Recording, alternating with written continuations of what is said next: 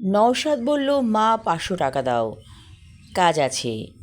মা বলল, গতকাল তোকে দিলাম 2000 টাকা, আবার এখন 500 টাকা চাইছিস কেন? আমার কাছে তো টাকার গাছ নেই যে ঝাঁকি দিলে টাকা পড়বে। নওশাদ হাতের কাছে একটা টুল ছিল, সেটাকে পা দিয়ে ধাক্কা দিয়ে ফেলে দিল। বিকট একটা শব্দ হলো। মা বলল, মায়ের সাথে এরকম আচরণ করা কি তো ঠিক হয়েছে? নওশাদ চলে গেল মায়ের সামনে থেকে। ছেলে পরেছে জিন্সের প্যান্ট আর টি শার্ট, শরীরে মেখেছে কড়া পারফিউম। শায়লা হকের মাথাটা কেমন যেন ঘুরে উঠল।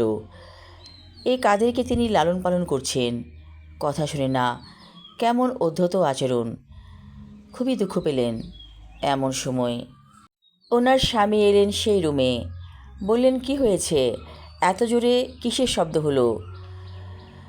শায়লা হক চুপ করে থেকে বললেন, সবই আমার কপাল।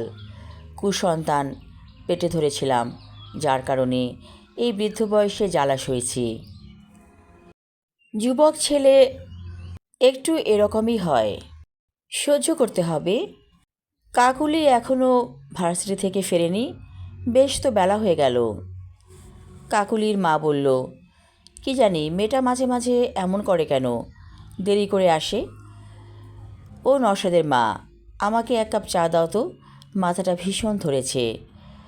শায়লা হকের মনটা এখন একটু ভালো লাগছে, যেহেতু স্বামী বলেছে যুবক ছেলে এরকম একটু করতেই পারে। এই কথায় তিনিও বুঝ মানলেন। কিচেনে গেলেন চা বানাতে।